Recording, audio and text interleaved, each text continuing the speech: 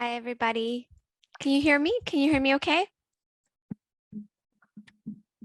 Can you hear me okay? Yes, on Zoom we can hear you.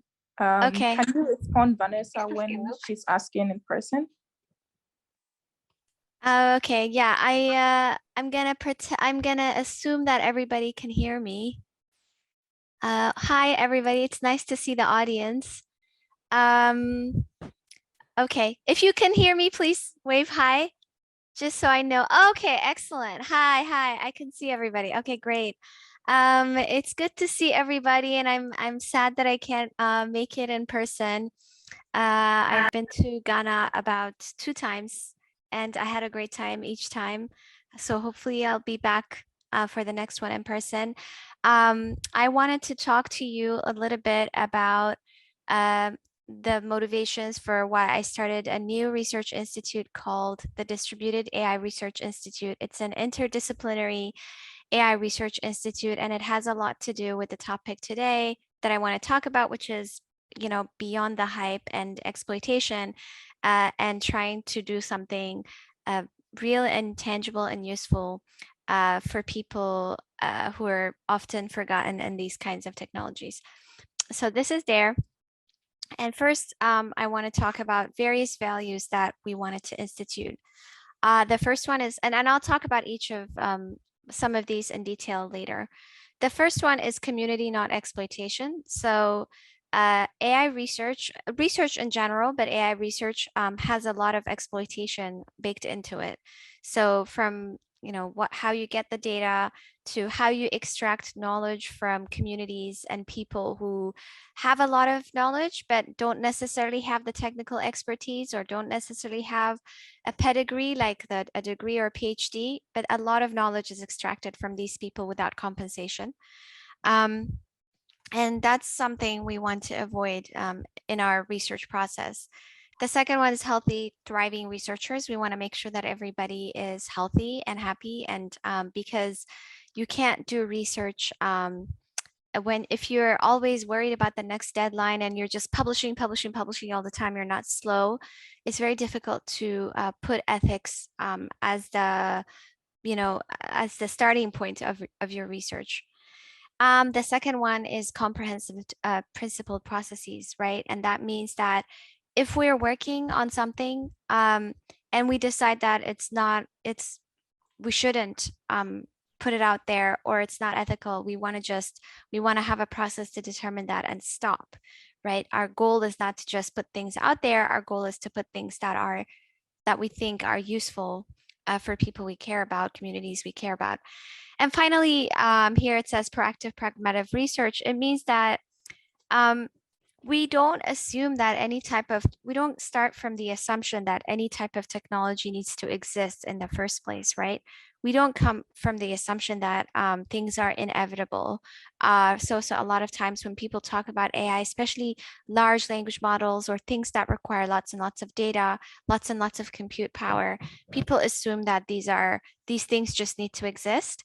And that's not the assumption that we make.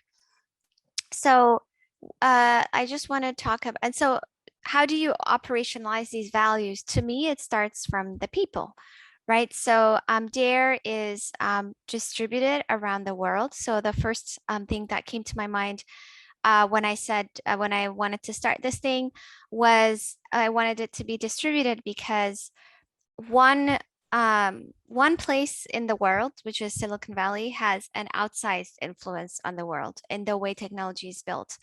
So, but the world is not really having that influence back on Silicon Valley, right? Or that influence back on the technological future of the world.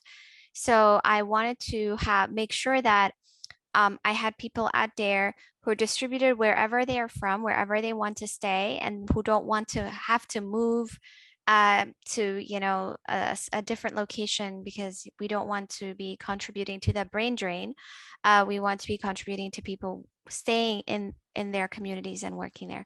So besides me, I'm the founder of DARE. There's Alex Hanna, who is director of research. We have Dylan, who is Baker, who is research engineer, Adrian Williams, who who actually was an organizer at Amazon. She was a labor organizer. So she was an Amazon delivery worker. So that means she was one of the people at Amazon who drove trucks to have to deliver packages to people who buy their packages on Amazon. Amazon is this huge company, right? And she saw firsthand how they exploit people, the laborers. She is someone who is low income, and she was being surveilled by a lot of sensors and cameras and everything that Amazon had to surveil workers like her, right? So what they were doing was trying to make as much money as possible by extracting as many making people, treating people like machines, like extracting as much labor out of them as possible for as little money as possible. Then we have Meron Stefanos. Meron Stefanos is Eritrean, a Swedish Eritrean refugee advocate. She lives in Uganda though, and she has firsthand knowledge of how refugees are exploited in general, but then how all of these different experimentation, harmful technologies that exist at borders harm refugees, right? She's helped more than 16,000 primarily Eritrean refugees um, get out of human trafficking. Many of our people are human trafficked, trying to get to go to Europe, right, to Fortress Europe. And she has had a big impact in uncovering, showing, exposing people like the UNHCR, for instance, the body that's supposed to help refugees, or exposing smugglers and human traffickers, uncovering all of the issues that are happening in terms of human trafficking. Then we have Asmalash, who is a part-time research fellow. He has a company called Lesan that does machine translation for Giz-based languages like some Ethiopian and Eritrean languages. And Mila Milargos, she works on with data laborers. So at the production end of many of these AI systems that we all hear about are, again, exploited people, many of them in Africa, who are labeling these data for peanuts, right? For very little money under very bad working conditions. So Mila works with does research on that kind of stuff. And then Rasaja is our fellow who is from Johannesburg. She was born and raised in a township in Johannesburg, and she's a computer scientist working on computer vision type of stuff. And then we have Safia Noble, who wrote the book Algorithms of Oppression. If you haven't read it, I highly recommend that you do. And we have Shira, who teaches at Nyeri in Kenya. He also was one of the people who started Data Science Africa. If you are interested in learning more about Data Science Africa, I highly suggest it. It's a great gathering, a workshop and a summer school. So why did I, okay, so let's start with this quote to continue down this this theme.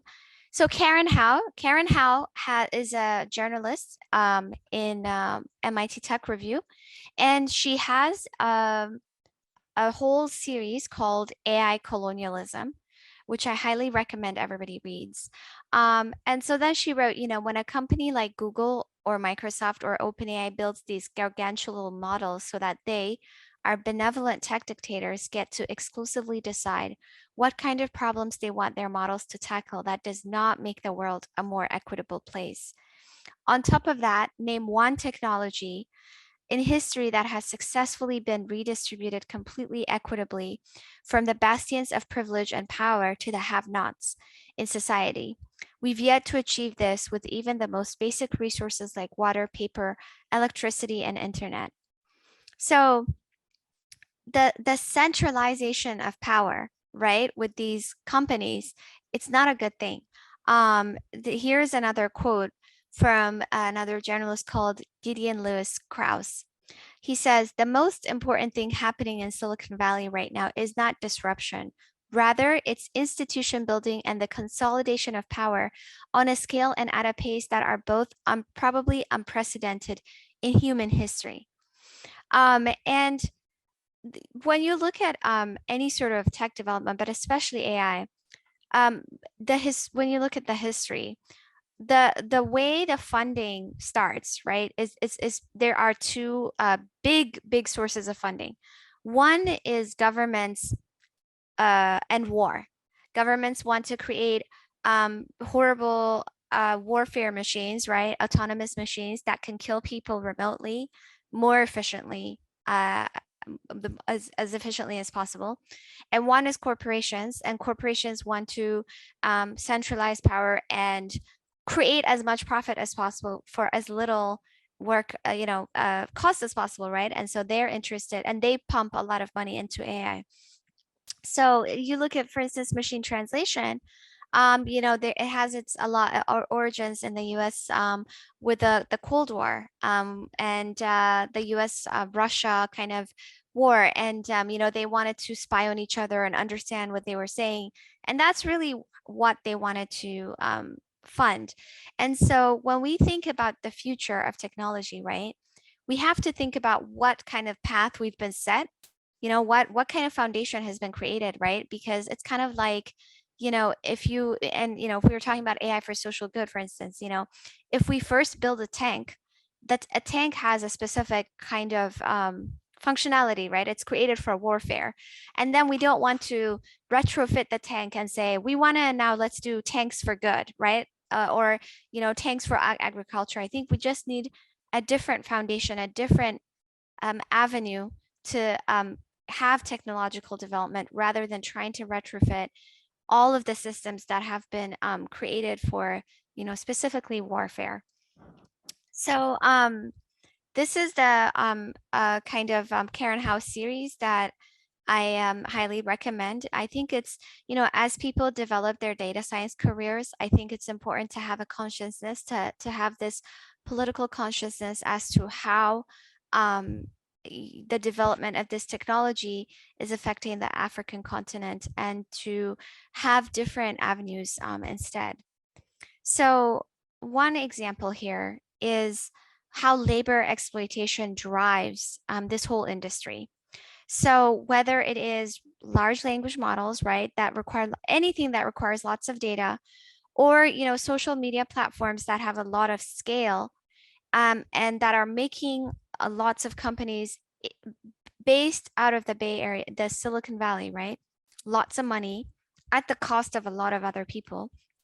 There's one thing in common with all of these platforms. That is that they are proliferating things really fast, scaling really fast, because they are exploiting workers, because they're not paying people a living wage, right? When most of their workers are not these high paid tech executives. Most of their workers are these precarious workers like contract workers and others who are labeling data sets. And some of them are in refugee camps. Some of them have had catastrophic things happen in their countries. And so, they kind of trap them by saying, oh, you have an opportunity to work.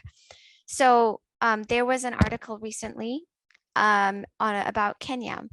And there were content moderators in Kenya. And so this one, Daniel, he's South African. And because of this exploitation, he wanted to unionize, right? That means that that they could negotiate for better pay. Not only better pay, but better working conditions. He has PTSD, postmortem depression, and all sorts of mental health issues because of the work that he was doing for Meta, right? He was watching all of these horrible videos and things that you and I don't watch because people like him do the content moderation. And whenever these organizations now have anything quote unquote AI based, let's say like hate speech detection or flagging videos that are objectionable, they were all trained by people like him. But they were paid almost nothing. I mean, maximum $5,000 a year. And of course, these companies would claim that, oh, for the local market, that's okay, but it's not, right? I actually was involved in that kind of issue at Google, where they were paying people on the African continent a lot less money, and it was really infuriating. Um, so if what I contend is that if we argued for better living conditions and lack, to not have them exploit labor like this, that would take us a long way into stopping really fast proliferation of harmful, unethical practices or models, because they would have to slow down anyways, right? They couldn't do things so fast because they would have to pay a lot more people. And also, they would decide their market would analysis would decide that they can't build a lot of this stuff because they would be bankrupt, because they would have to pay too many people too much money. Um, so I think, instead of depending on this type of exploitation, we need a different paradigm to create tools that benefit us. And lately, I've been very inspired by a number of projects. And this specific one is not from Africa, from the African continent, but this one is from New Zealand. And it is by the Maori, who were colonized people in New Zealand. And their language, they were basically, their language was kind of going extinct, right? Very language speakers declining very rapidly. At some point, I know a few decades ago, there was like 90% of people of the Maori spoke their language, but now it's declined to about like 12%. So what they did was they created a language tech for language revitalization. So the first thing you have to do here is gather data, right? And that's where the exploitation and the starts, when people gather data. So what did they do? Here they have a radio station called, they have a media called company called Teku Media, and they use this radio station to have a competition. So so a lot of people participated because, this is for their own community. They want to preserve their language. So in this competition, they were able to have many hours of annotated audio. What does that mean? That means, someone speaking in their own language and then annotating it, transcribing it with what was spoken, with the content of the speech. And because of that, they recorded over 300 hours of annotated audio in their mother tongue. So this was enough data to build language text. So they could build automatic speech recognition technology, or speech to text technology, where, whatever speech you have, it would be transcribed to text. So after they did this, they got an offer from a company called Lionbridge to buy their data, and they said no, right? They said no, and they issued their rejection along with a video explaining why they rejected them, right? So a lot of people might have been short-sighted and excited that this company would want to buy them, or give them money, right? But that was not what they were thinking. And if you have a chance, I also suggest that you watch this video. And what they said was, they were talking about the risk in selling their language to an American corporation. And they said, they see data as the final frontier for colonization. So they said they suppressed our languages and physically beat it out of our grandparents. And now they want to sell our language back to us as a service, right? And this is the essence of colonization, right? So if you look at cocoa, it's basically cocoa that's taken from the African continent and then sold back, right? If you look at many things that happen, the raw ingredients are either stolen or taken for fear, or for peanuts, for basically no money, from the continent, and then packaged and then sold back for 1,000 times more. So that's what they saw here. And not only that, they started working on data protection principles of data sovereignty that are based on their own culture, right? Their own indigenous values. So here they have a document called the Principles of Maori Data Sovereignty. And he said, let's see, yeah, and then And then they have a book. This book, it's like 250 pages, but this is Indigenous Data Sovereignty and Policy, right? How to help people retain their rights of their data according to their principles of their own ancestors. So I thought this is a great kind of example of how people were able to build something that actually helped their communities, right? It is about preserving their language, human connection, and preserving their rights to their data in a non-exploitative way. And this exploitation is rampant, right? So here is a Standing Rock in the US, Indian country, and where these linguists were again going in, parachuting in, there's a term called parachute research, parachuting into this indigenous group and studying their language, quote unquote, and exploiting them, and then trying to build, commercialize language tech off of these people's language without adequately compensating them.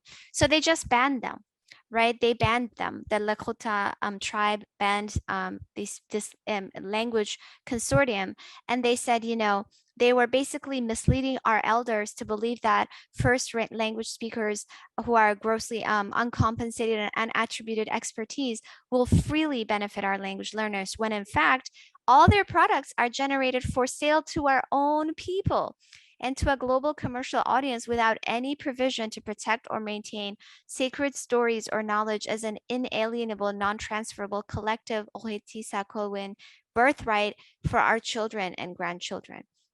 So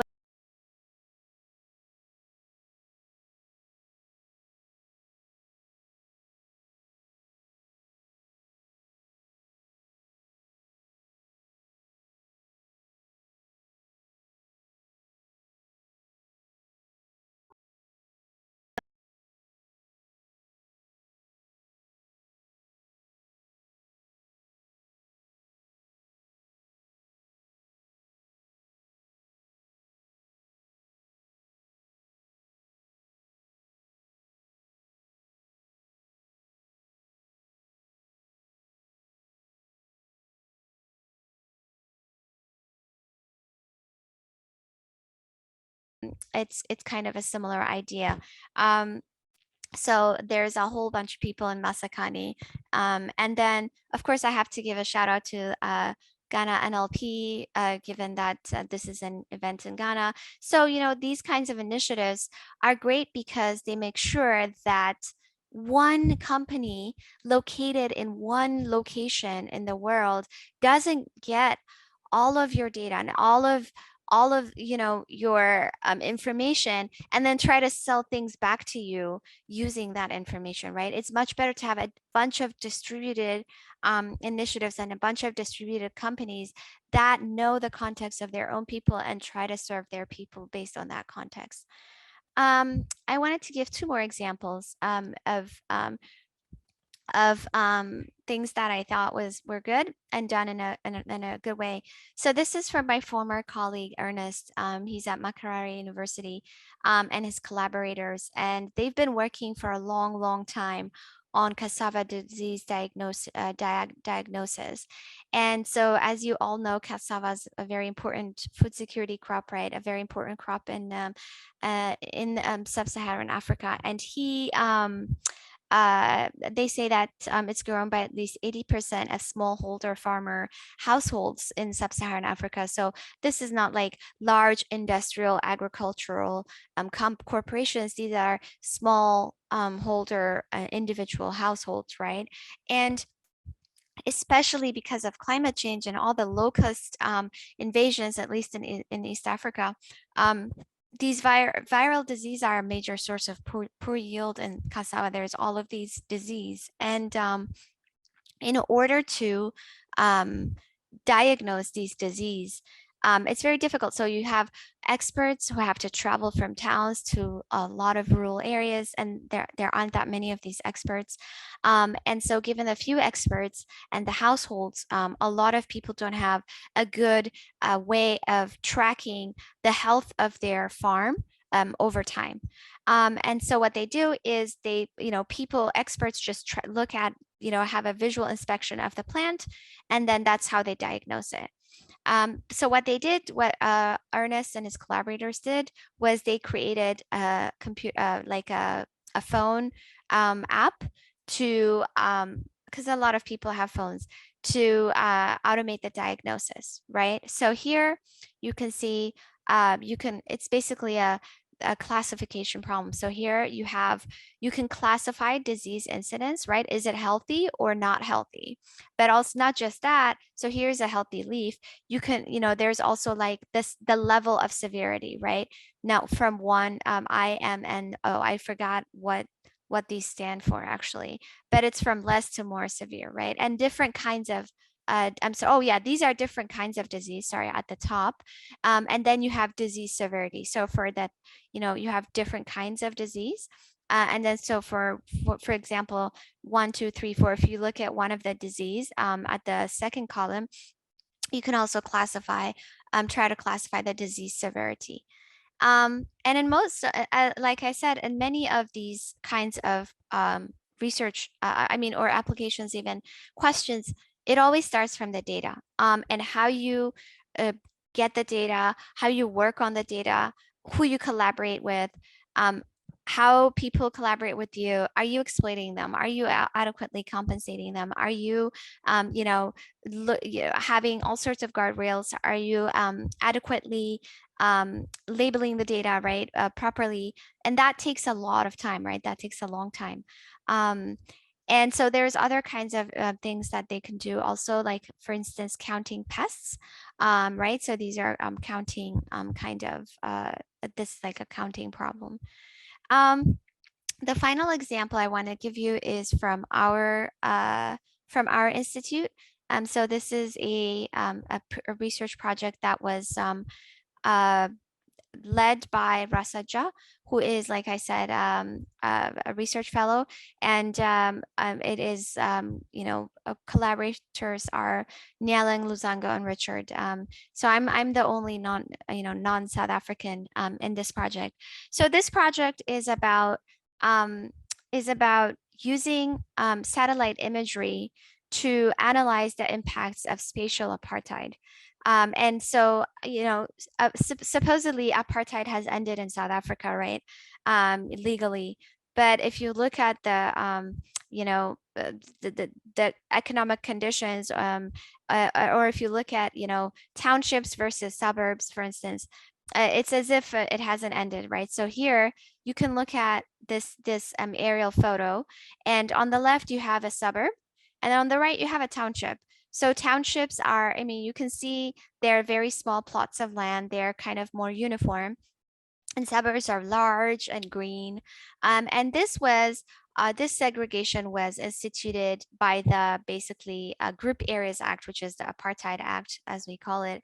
And it kind of made sure that non-white populations had to be in townships, and the townships were granted much smaller, um, uh, much smaller budgets than suburbs, right? And so the question is, can we use computer vision techniques and satellite imagery to kind of, analyze the evolution of these neighborhoods and what has changed? And actually, we're going to be having an upcoming article about this too, because we want to urge the South African government to actually label townships in the census, because in this project, we had to spend years gathering data. Again, like I said, gathering data is always the most fundamental part. And one of the things we had to do is find where the townships are, at least like even from 10 years ago. And because in the census data,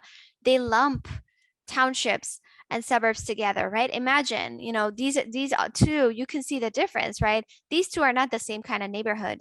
And if you want to track how the country has been evolving post-apartheid, you have to name the things that happened because of apartheid, right? You can't just say, oh yeah, like, it's all over now, so townships and suburbs, we're just going to lump them in formal residential areas.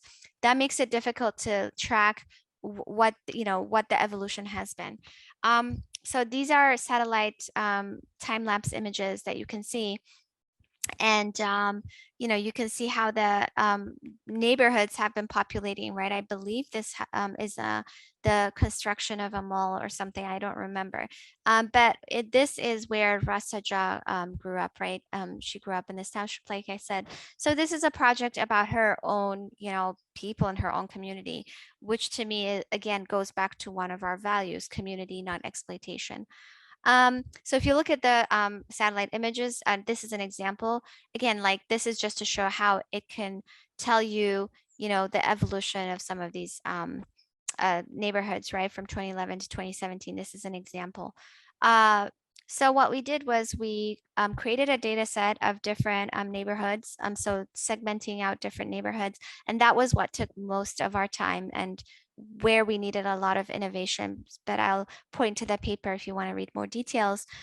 So here is an actual image, and this is a ground truth showing where specific types of neighborhoods are. So for instance, gray is, I believe, not non-wealthy neighborhoods like informal residential areas and townships. And this is again, and then what we're thinking is, can we infer that how the type of neighborhood has changed in 2017, for example, based on our ground truth data set that we created in 2011. So here is again the satellite image and our inference. So the kinds of things we can do here is, for example, we can ask the question of, okay, so if, you know, B is vacant land like background, NR is not non-residential, NW is non-wealthy, and W is wealthy. So we can ask questions like, if you see the bar plot, for example, if you look at the first one, we can say, how did the vacant land change between 2011 and 2017? This is the question we try to answer, right? So you can see that most of the vacant land stayed vacant. So most of it is just gray. And then, you know, most of the ones that are gray, so most of the built land was changed to be wealthy neighborhoods, right? Blue is wealthy. So we can ask those kinds of similar questions like, you know, what happened to the land that had non-wealthy neighborhoods in 2011? Well, most of them got demolished. I mean, you know, actually not most of them, many of them got demolished, right? Many of them are gray here, you know, more than 40%. And many of them stayed non-wealthy because non-wealthy is yellow. And then a bunch of them were, you know, were blue. So that means a bunch of them were converted to wealthy neighborhoods. So this is the kind of analysis we're continuing to do in this work. And if you're interested, if you're interested, here is our paper that was published at NIRB. So again, even though data is really important as a fundamental way of doing things, many people think of that as grunt work and not real quote unquote work. And so it's very difficult actually to publish works in scientific conferences that have to do only with data. And I'm happy that, you know, that is changing now. I'm seeing a bunch of venues to allow us to do it. We're going to have a job position for community based senior community-based researcher who is based out of the African continent. And so we'll put that job position out publicly. So if you follow us on Twitter or our website, you'll know when we have that job announcement. And with that, I will end and see if you have any questions.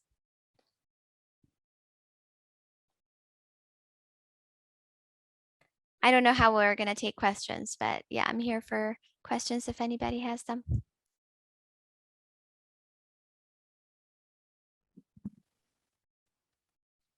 Any questions?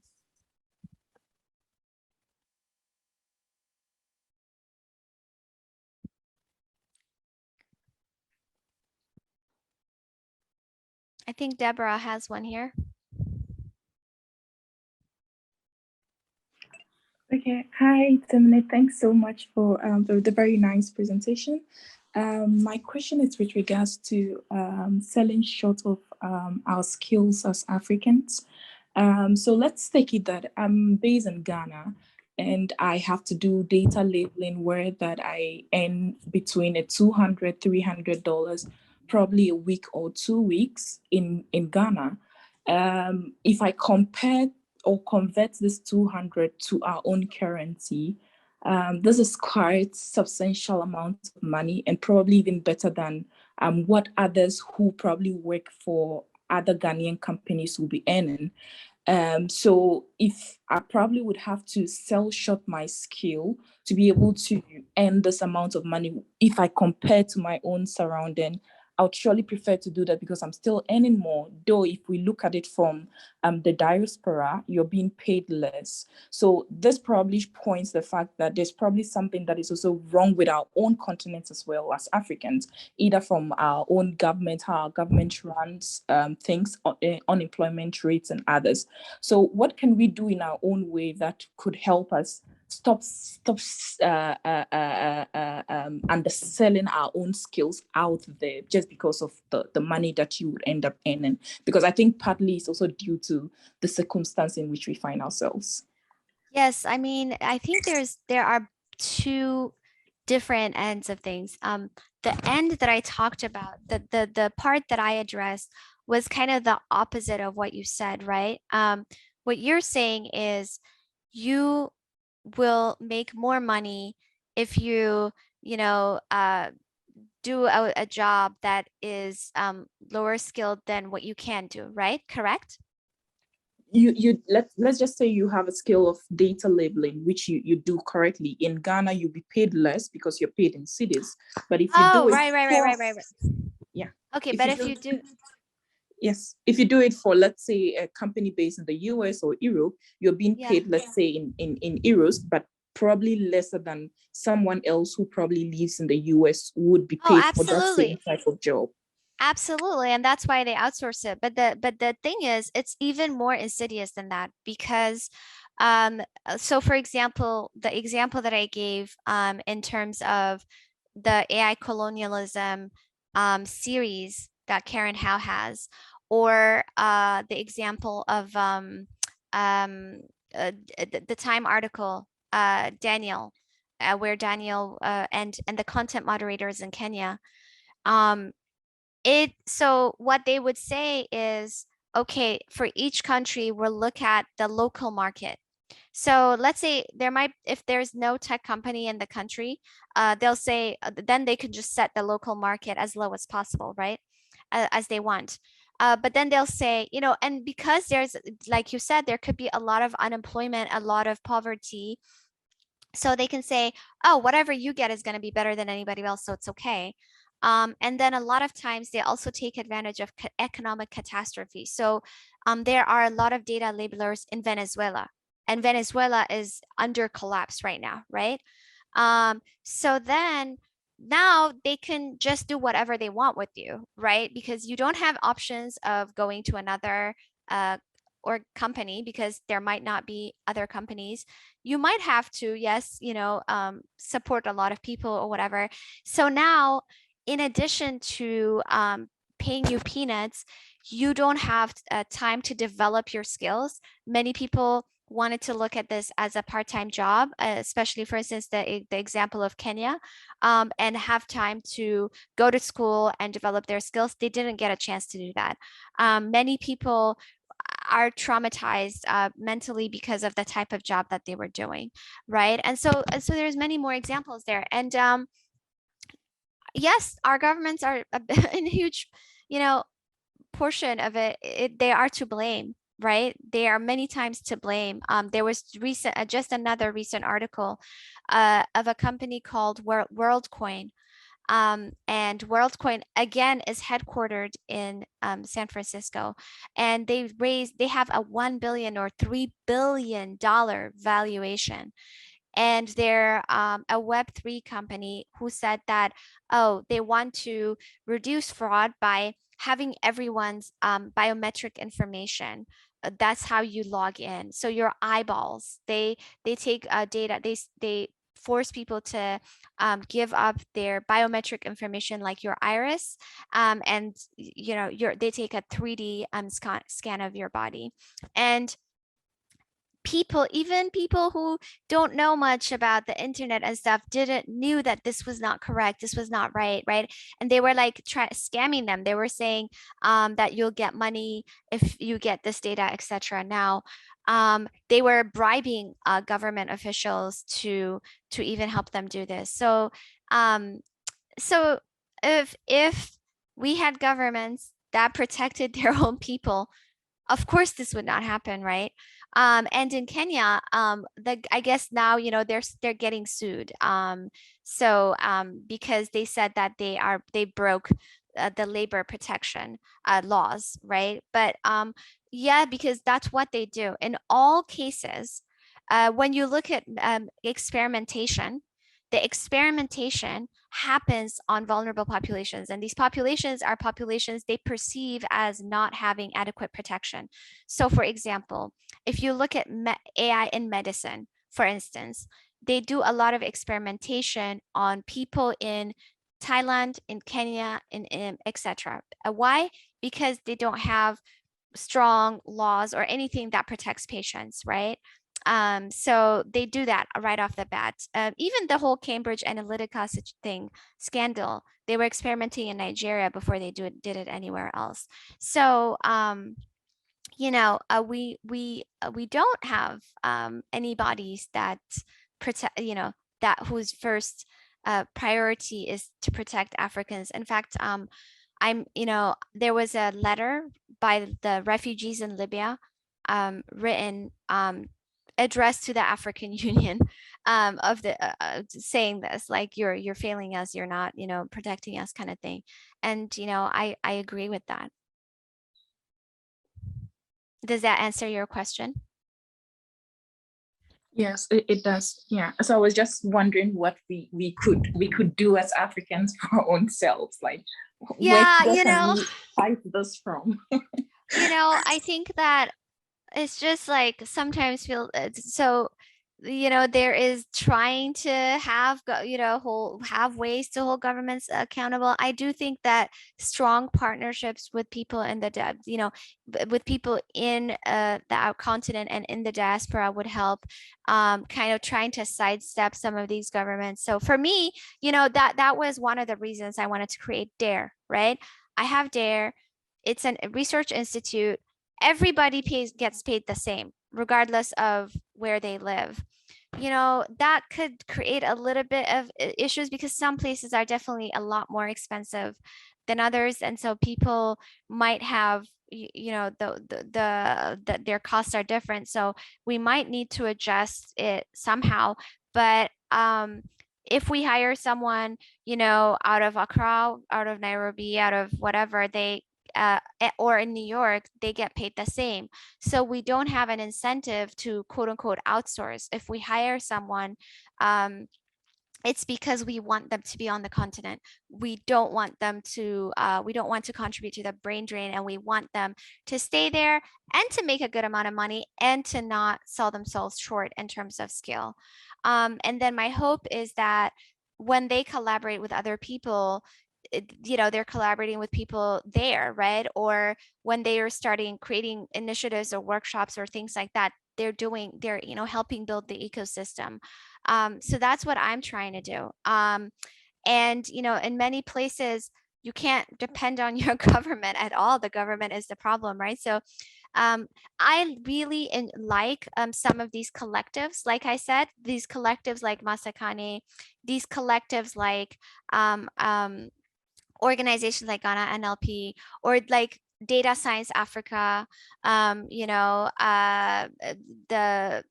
AI Saturdays in Nigeria. So these collectives, or Black in AI is also a collective, right? Where we try to bring all Black people from all over the world to meet each other so that they can have collaborations. So I think creating these collectives, and then, we have to invest in each other, right? We need the money. The problem is the money, most of it is just like, in this one place in the world, in Silicon Valley. But so if we could find places if we can create these collectives and figure out how to, even with small amounts of money, like invest in each other, I think that could help sidestep, I don't know, like have a little bit of a a path in with some of these issues. And to me, like some of the things that the Tehuku media did, the Maori did, are inspirational in that way. All right, thank you very much. I see this anonymous attendee asking, have you had any experience with drug development and medical research, particularly genomics, and how pharma companies and academia exclude African data from the most research? Yeah, I don't have, I haven't had this experience myself, but yes, there was an article about this that I read a while ago, actually, and the title was Parachute Research. So, so you know, I don't know if you know the attendee can tell us more actually if you're familiar with this, but so you can actually tell us a little bit more. But from what I understand that you know that African the gene pool in Africa is actually the most diverse, right? There are the most diverse, we have the most diverse gene pool, but our genes constitute less than 1% of the data set that they use to do research in genomics, etc. And this is extremely scary because a lot of the drugs that they're developing, personalized drugs, next generation drugs, like drugs for cancer or something like that, that means they won't they will have they will miss a lot of data for Africans. They'll overfit on the data that they have, so they may not work on Africans at all, right? And so I believe less than 1% of the data that they have came from Africans. Think about it, less than 1%. And we know from the past that there have been many drugs where, well, first of all, they would experiment on, you know, their colonies, or, you know, the Black people in the US or something like that, or prisoners. They always experiment on vulnerable populations, right, before they do anything. And that's kind of what's happening with AI right now. But also, at the same time, there were many drugs that disproportionately negatively impacted women, first of all, and also different populations, right? And many drugs that were pulled off of the market had disproportionate impacts on negative impacts on women, or side effects. So that means that they're laying the foundation now for next generation drugs, and these drugs are going to be either ineffective or much less effective on Africans. So that's highly concerning, which is why, I mean, we would love for, you know, bodies like the African Union or other organizations to protect people. I think, you know, to me, the mindset right now is just, we just want more. Yeah, we want the companies, we want to come here because we're left out. That's kind of I think the attitude that's happening, without thinking about safeguarding people in general, and kind of standing up for some of the things that need to happen in order to not leave this population behind.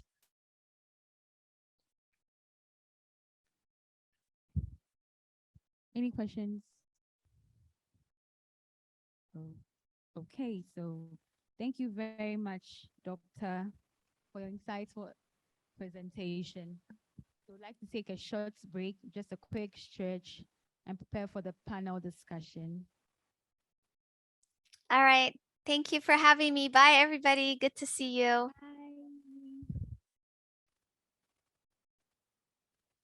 Thanks for coming. Bye. Bye.